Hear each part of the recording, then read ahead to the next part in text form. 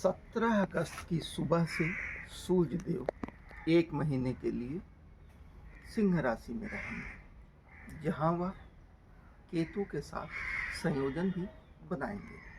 आइए जानते हैं कि सूर्य देव के सिंह राशि में गोचर का, जो कि उनकी खुद अपनी राशि है, उस गोचर का सभी 12 राशियों के जातकों पर क्या पड़ेगा प्रभाव। शुरू करते हैं कालपुरुष की कुंडली की प्रथम राशि मेष राशि से पंचम भाव में गोचर हो रहा है सूर्य देव का सिंह राशि में।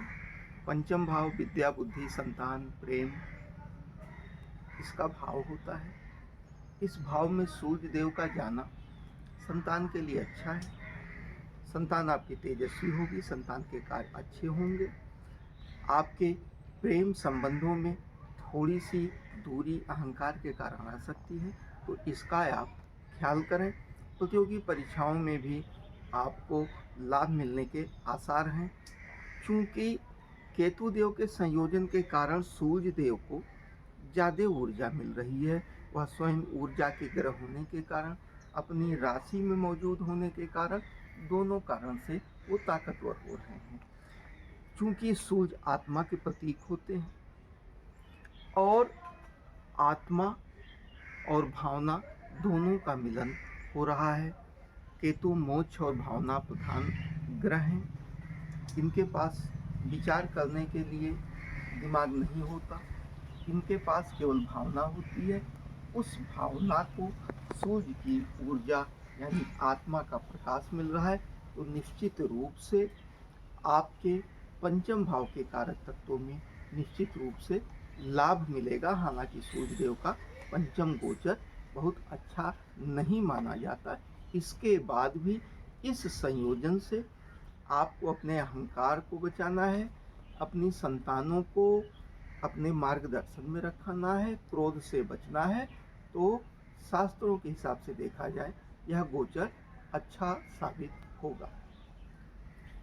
वृष राशि से चौथे भाव में सूर्य देव का गोचर हो रहा है, तो केतु पहले से चौथे में मौजूद हैं, सूर्य भी चौथे में पहुंच गए। चौथा भाव माता, वाहन, मकान का भाव है। निश्चित रूप से आपको वाहन सावधानी से चलाना चाहिए और क्रय विक्रय के मामले में, भूमि भवन के मामले में सोच समझ के कदम उठाना चाहिए। अगर आपके लग्न में सूर्यदेव नहीं है या आपकी लग्न सिंह, कर्क नहीं है, तो आपको सोच संभल के कदम उठाना चाहिए और कारक तत्वों से हमेशा संभल के रहना चाहिए। भूमि भवन वाहन के मामले में क्योंकि केतु की ऊर्जा, भावनात्मक ऊर्जा पहले ही आपके भाव में है, वहाँ सूर्य पहुँच गए हैं आत्मा के साथ, तो सतर्कता के साथ ही आपको रहना है। मिथुन राशि के तीसरे भाव में गोचर हो रहा है। तीसरा भाव पराक्रम का, छोटे भाइयों का भाव माना जाता है। निश्चित रूप से आपका पराक्रम भाव केतु के मौजूद होने के कारण पहले से ही बढ़ा हुआ है। उसके बाद इसमें सूर्य की तीक्ष्णता, ऊर्जा, आत्मा का प्रकाश भी मिल जा रहा है, तो निश्चित रूप से उसमें वृद्धि होगी। आपके बिगड़ते हुए काम बनते हुए नजर आएंगे। भाइयों का सहयोग मिलेगा, पराक्रम बढ़ा हुआ रहेगा। परिश्रम आप बहुत करेंगे, परिश्रम का लाभ भी आपको मिलेगा। केवल अहंकार और विवाद से आपको बचना होगा। तो मिथुन राशि के जातकों के लिए सूर्य देव का यह सिंह में गोचर बहुत ही शुभ लाभ प्रदान करेगा। कर्क राशि से दूसरे भाव में गोचर हो रहा है। दूसरे में भाव में केतु पहले से मौजूद हैं, वहाँ दूसरे भाव में पुनः सूर्य देव पहुँच जा रहे हैं। तो होगा यह, आपको अपनी आँखों को लेकर सावधान रहना होगा। अचल संपत्ति के मामले में, पैतृक संपत्ति के मामले में भी संभल कर रहना होगा। आपको थोड़ी सी अरुचि हो सकती है, थोड़ी सी विरक्ति हो सकती है। इसको आप की पैतृक संपत्ति से, आपकी अचल संपत्ति से आपकी दूरी बढ़ सकती है, तो माता पिता से संबंध बेहतर बनाए रखें। और अगर कहीं से कोई दबाव आपकी पैतृक संपत्ति पर पड़ रहा है, योग विद्वानों से सलाह लेकर ही उस मामले में आगे बढ़ें। अपने शुभ चिंतकों से सलाह लेके आगे बढ़ें। और सबसे महत्वपूर्ण यह है कि चूंकि सिंह राशि है, सूर्य की स्वयं की राशि है, तो आपको अपने पिता का सहयोग मिलेगा। आपकी पैतृक संपत्ति में भी वृद्धि होने के पूरे चांस हैं। आपकी आत्मा आपका सहयोग करेगी धन के मामले में, अचल संपत्ति के मामले में, परंतु आपको क्रोध से बचना है और आप अपने पूर्वजों को सुबह उठने के बाद दक्षिण दिशा में मुँह करके प्रणाम करते रहें, तो निश्चित रूप से आपकी संपत्ति, अचल संपत्ति को सुरक्षा मिलेगी। सिंह राशि के जातकों के लिए सिंह राशि में स्वयं सूर्य देव पहुंच गए हैं, केतु देव पहले से मौजूद हैं, तो आपकी राशि में केतु का, सूर्य का, दोनों का एक साथ होना आपको भौतिक जीवन से दूर ले जाने का प्रयास करेगा। सांसारिक सुख सुविधाओं से एक उकताहट होगी, काम संबंधों में एक तरह से अरुचि होगी, विपरीत लिंगी या जीवन साथी के प्रति भी थोड़ा सा अरुचि हो सकता है, संबंधों में थोड़ा सा दुराव हो सकता है। हालांकि अगर आध्यात्मिक दृष्टि से देखा जाए, मोक्ष की दृष्टि से देखा जाए, तो निश्चित रूप से आत्मा का प्रकाश केतु की भावना के साथ जुड़कर और भी अधिक प्रज्वलित हो रहा है और आप धार्मिक कार्य कृत करते हुए आप आगे की तरफ बढ़ेंगे, आप ईश्वर की तरफ से बढ़ेंगे। यानी एक तरफ से भौतिक चीज़ों से अगर अरुचि आ रही है तो निश्चित रूप से आपका समय निरर्थक नहीं जाएगा, आप आध्यात्मिकता की तरफ बढ़ेंगे, धर्म की तरफ बढ़ेंगे, धार्मिक कार्यों की तरफ बढ़ेंगे।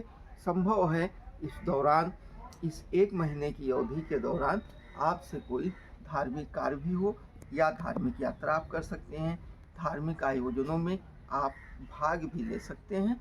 तो इस तरह का आपको मिलेगा सूर्यदेव का प्रभाव।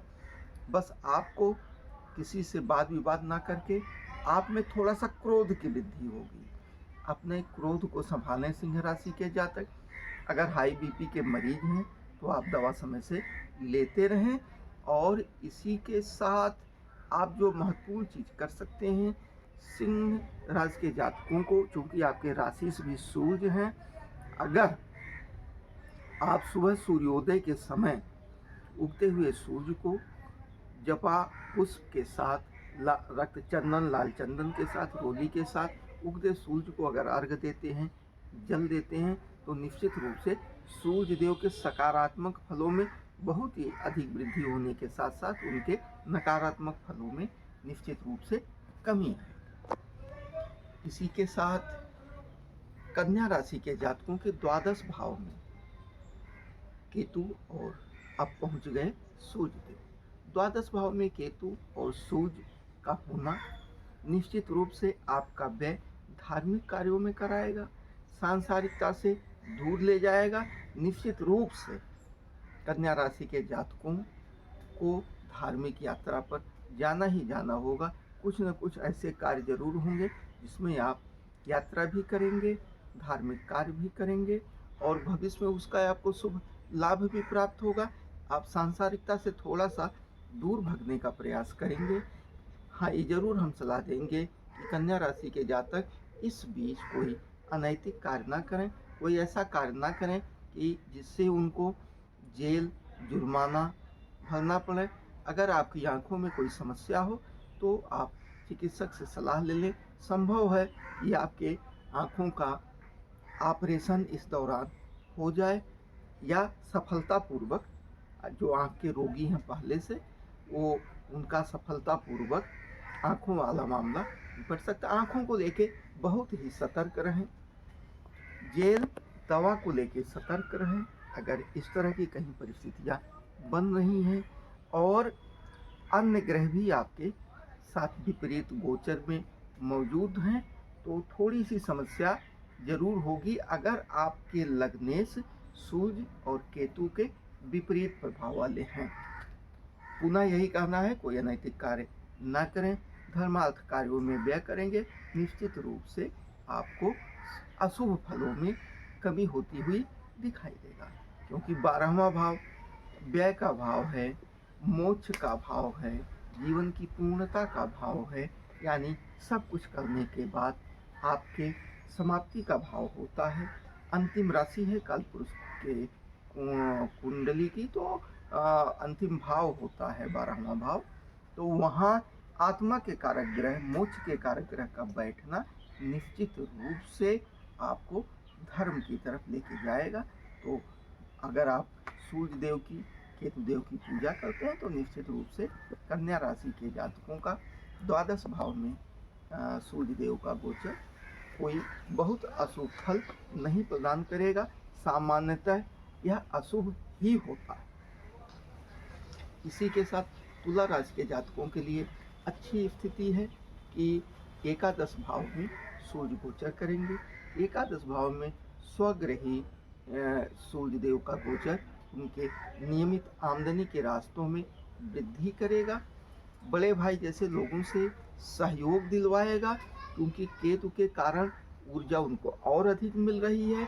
तो निश्चित रूप से राजकीय कार्यों से, चिकित्सा से, और ये माना जाए पिता के द्वारा, तो कई तरह से आमदनी के स्रोत बढ़ेंगे। बड़े भाइयों का सहयोग मिलेगा। तुला राशि के जातकों के लिए यह गोचर बहुत ही लाभ प्रदान करता है। हालांकि तुला लग्न के लोगों के लिए एकादश भाव सिंह राशि बाधकेश राशि के रूप में जानी जाती है, और तुला राशि के राशि से शुक्र देव होते हैं, जो सूर्य देव से विपरीत प्रकृति प्रवृत्ति वाले ग्रह होते हैं। परंतु ज्योतिष शास्त्र मानता है कि एकादश भाव में गोचर करने वाला हर ग्रह या एकादश भाव में मौजूद हर ग्रह हमेशा शुभ ही फल प्रदान करता है। तो निश्चित रूप से तुला राशि के जातकों को प्रसन्न होने की जरूरत है कि आत्मा के कारक सूर्य देव, मोक्ष के कारक केतु देव, हालांकि केतु देव जो है मोक्ष के ग्रह हैं, इस त्रिकोण में, इस भाव में बहुत शुभ फल नहीं प्रदान करते हैं, आपको सांसारिकता से दूर ले जाते हैं। परंतु हर हाल में आपके आमदनी में वृद्धि करने का, नियमित आय में वृद्धि करने का पूर्ण प्रयास सूर्य देव करेंगे, और आपकी आय में वृद्धि होगी। आय के रास्ते अगर बंद होंगे, खुल जाएंगे, आय नहीं थी तो शुरू हो जाएगी। यानी हर तरह से यह गोचर तुला राशि के जातकों को लाभ ही प्रदान करेगा, इसमें कोई दो राय नहीं। इसी के साथ वृश्चिक राशि के जातकों के लिए दशम भाव में सूर्य देव का गोचर बहुत ही शुभ फल प्रदान करेगा। सूर्य देव को दशम में दिग्बल प्राप्त होता है, और सूर्य देव दशम भाव में आपके कार्यों के द्वारा आपको यश प्रतिष्ठा दिलवाएंगे। जो कार्य अब तक नहीं हो पा रहे थे, सूर्य देव की कृपा से जो है वो कार्य बनते हुए नजर आएंगे। आपकी यश प्रतिष्ठा में वृद्धि होगी, और अभी तक केतु देव के दशम में गोचर के कारण जो आपके कार्यों में बाधा और अरुचि उत्पन्न हो रही थी, सूर्य देव के पहुंचते ही वृश्चिक राशि के जातकों के कार्य में उनका मन लगने लगेगा, वो कार्य करेंगे। कार्य के द्वारा इस प्रतिष्ठा में वृद्धि होगी, कार्य सफल होंगे, और पिता का भी सहयोग मिलने के पूर्ण आसार हैं, और पिता जैसे लोगों का भी आपको सहयोग मिलेगा। यानी पिता तुल्य लोगों के सहयोग से सूर्य देव दशम में गोचर करते हुए वृश्चिक राशि के जातकों के को बहुत ही लाभ प्रदान करेंगे, इसमें कोई दो राय नहीं है। तो यह गोचर वृश्चिक राशि के जातकों के लिए अच्छा ही साबित होगा। इसी के साथ धनु राशि के जातकों के नवम भाव में सूर्य देव का गोचर होता है। नवम भाव में पहले से केतु मौजूद है, जो उनके प्रिय जगह है, जहाँ धनु राशि में कालपुरुष की कुंडली में जाके वो उच्च हो जाते हैं। तो इस तरह से सूर्य देव यानी आत्मा के कारक ग्रह, नवम भाव कहीं कहीं पिता का भी भाव माना जाता है, उस भाव में सूर्य देव का केतु के साथ जाकर संयोजन बना लेना निश्चित रूप से आपके हाथों से धार्मिक कार्य होंगे, पिता का सहयोग मिलेगा, भाग्य वृद्धि होगी। क्रोध से बचें। आपके भाग्य के द्वारा थोड़ा सा जो केतु के मौजूद होने से भौतिक कार्यों में जो बाधाएं उत्पन्न हो रही थी, हालांकि धार्मिक आध्यात्मिक कार्य आपके पूर्ण रूप से सफल हो रहे थे, परंतु भौतिक कार्यों में भाग्यवर्धन में जो थोड़ी सी बाधा उत्पन्न हो रही थी, उस बाधा को सूर्यदेव वहाँ पहुँचकर दूर करने का प्रयास करेंगे। क्योंकि स्वयं की राशि में है तो निश्चित रूप से इनका प्रभाव ज़्यादा रहेगा। तो धार्मिक कार्य करने के साथ साथ पिता के सहयोग से आपके भाग्य में वृद्धि के पूर्ण आसार हैं। तो इस तरह से धनु राशि के जातकों के लिए थोड़ा सा प्रसन्नता का विषय, क्योंकि अष्टम का गोचर समाप्त हुआ है। उनकी समस्याएं थोड़ी जो अब तक बढ़ी हुई थी, चोट चपेट के जो चांसेस थे, वो चांसेस थोड़े से कम होके अच्छी स्थिति में पहुंचने के पूरे जो है उनके आसार बन रहे हैं। तो पिछले के मुकाबले धनु राशि के जातकों के लिए यह गोचर अच्छा साबित है। अब आते हैं मकर राशि के जातकों के लिए। मकर राशि के जातकों के लिए 10, 11, 12, 1, 2, 3, 4, 5 अष्टम भाव में गोचर हुआ। अष्टम का गोचर बहुत अच्छा नहीं माना जाता। अष्टम भाव आपके आयु, मृत्यु, गुप्त कार्य, इस तरह का भाव, आध्यात्मिकता का भाव। अष्टम भाव में आत्मा के कारक सूर्य देव का गोचर आपकी आत्मा को तो प्रकाशित करेगा, परंतु थोड़ी बहुत समस्या दे सकते हैं। अंडकोशों में वृद्धि हो सकती है, नई चीज है। थोड़ी सी मकर राशि के जातक इस चीज का ध्यान रखें कि अगर उनको कोई बीमारी है तो बीमारी से बचने का प्रयास करें, क्योंकि पहले से ही केतु देव वहाँ गोचर कर रहे हैं। उसके साथ सूर्य देव, केतु भी मोक्ष की तरफ आपको ले जाते हैं, मुक्ति की तरफ ले जाते हैं। सूर्य स्वयं आत्मा के कारक ग्रह हैं, शरीर और भावना से बहुत मतलब नहीं रखते हैं। अंतिम स्तर मान के चलिए, किसी के आत्मा सबसे सूक्ष्म होती है, उसका प्रतिनिधित्व सूर्य देव करते हैं। अष्टम भाव में उनकी मौजूदगी जो है बहुत अच्छी नहीं मानी जाती है। तो इस तरह से आप ये मान के चलिए कि मकर राशि के जातकों को बहुत ही सतर्क रहने की ज़रूरत है। और इसी के साथ साथ वाहन सावधानी से चलावें और जीवन को लेकर सतर्क रहें। अगर आपके कार्य आध्यात्मिक हैं, आप कोई गुप्त कार्य कर रहे हैं, तो उसमें आपको सफलता मिलने के पूरे आसार हैं। और आगे भी इस तरह का कार्य अगर आप करते हैं तो इस दौर में आपको सफलता मिलेगी। इसी के साथ जो है कुंभ राशि के जातकों के लिए यह गोचर बहुत ही अच्छा तो नहीं साबित होने जा रहा है। सप्तम भाव है, सप्तम भाव जीवन साथी का भाव होता है, व्यापार का भाव होता है। केतु वहाँ पहले से मौजूद हैं। आप अपनी बुद्धिमानी के साथ साथ अगर अपने पत्नी के संबंध को, व्यापारिक संबंधों को नहीं बनाए रखेंगे तो निश्चित रूप से संबंध बिगड़ने के पूरे आसार हैं। आप अपने जीवन साथी से विवाद करने के साथ साथ आपकी दूरी भी आपके जीवन साथी से हो सकती है। व्यापारिक संबंध आपके बिगड़ सकते हैं।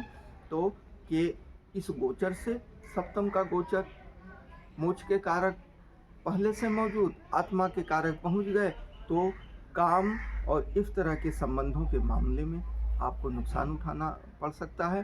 तो जीवन साथी के स्वास्थ्य संबंध को लेके पूर्ण रूप से सतर्क हैं कुंभ राशि के जातक, और व्यापार को भी लेके पूर्ण रूप से सतर्क रहें, वरना वहाँ भी समस्या हो सकती है। मीन राशि के जातकों के लिए ये गोचर छठे भाव में होगा। छठे भाव का गोचर अच्छा गोचर होता है। छठे भाव के गोचर के कारण आप प्रतियोगी परीक्षाओं में विजयी होंगे, वाद विवाद में विजयी होंगे, मुकदमे में, लड़ाई झगड़े में आपको विजय प्राप्ति होगी। और यह गोचर आपको कई तरह से लाभ प्रदान करेगा। आप अपने विपक्षियों पर हावी रहेंगे, लोग आपसे डरेंगे, आपसे सहमे रहेंगे। सूर्य के तेज और पहले से केतु की मौजूदगी निश्चित रूप से आपको विपक्षियों पर पूर्ण रूप से दबाव बनाए रहेगी, लेकिन इस बढ़ी हुई ऊर्जा ताकत के साथ आप किसी के साथ अन्याय बिल्कुल ना करें। अन्याय करेंगे बाद में आपको प्रतिफल उसका नुकसान के रूप में उठाना पड़ेगा। तो ये थी सभी 12 राशियों के बारे में कि सूर्य देव के सिंह राशि में गोचर का सामान्य विवरण। किसी भी व्यक्ति की व्यक्तिगत कुंडली जानने के लिए, उसके भविष्य को जानने के लिए कई चीज़ों की ज़रूरत होती है, जैसे कि उसमें लग्न, लग्नेश, नवमान, षष्टक वर्ग, खोडस वर्ग कुंडलियाँ, दशांतर, दशा गोचर, तमाम चीज़ों को और एक साथ रख के सभी ग्रहों की उपस्थिति और दृष्टि को ध्यान में रखने के बाद, नक्षत्रों को भी ध्यान में देने के बाद जब कोई आकलन किया जाता है, तब हम किसी व्यक्ति की व्यक्तिगत जीवन के बारे में सटीक आकलन ज्योतिष शास्त्रों के मार्गदर्शन में कर सकते हैं। तो सभी 12 राशियों के जातक सूर्य देव के इस गोचर की इस सामान्य जानकारी का लाभ उठाते हुए अपने 1 महीने के जीवन को व्यवस्थित कर सकते हैं। और सूर्य देव की कृपा प्राप्त करने के लिए उनके बीज मंत्र ओम हांग हींग हौं सह सूर्यदेवाय नमः का जप सुबह कर सकते हैं। तो सूर्य देव के अशुभ फलों में कमी, शुभ फलों में वृद्धि होगी। और इसी के साथ जो लोग हृदय रोगी हैं वो रविवार के दिन आदित्य हृदय स्तोत्र का पाठ अपने नियमित साधना में कर सकते हैं, तो उनको भी बहुत ही लाभ मिलेगा। और अगर मीन राशि के जातकों का कोई मुकदमा चल रहा है तो वो इस दौरान अगर आदित्य हृदय स्तोत्र का पाठ करते हैं तो मुकदमे में विजय मिलेगी। अगर उनको किसी तरह का कोई हृदय रोग है तो अगर वो आदित्य हृदय स्तोत्र का पाठ करते हैं तो उनको बहुत ही लाभ मिलेगा। और सभी राशियों के जातक अगर इसको करते हैं तो निश्चित रूप से शुभ फलों में वृद्धि के साथ साथ अशुभ फलों में कमी होगी, यश प्रतिष्ठा में वृद्धि होगी, आत्मबल में निश्चित रूप से वृद्धि होगी, शत्रुओं पर विजय भी मिलेगी, रास्ता प्रशस्त होगा। तो इस सामान्य विवरण का आप लाभ उठाइए। अगर ये जानकारी हमारी आपको अच्छी लगी हो तो आप हमारे चैनल को अगर अभी तक नहीं सब्सक्राइब किए हैं तो सब्सक्राइब करिए। भविष्य में आपको इस तरह की तमाम जानकारियाँ हम देते रहेंगे। आपका दिन शुभ हो। जय सूर्य देव।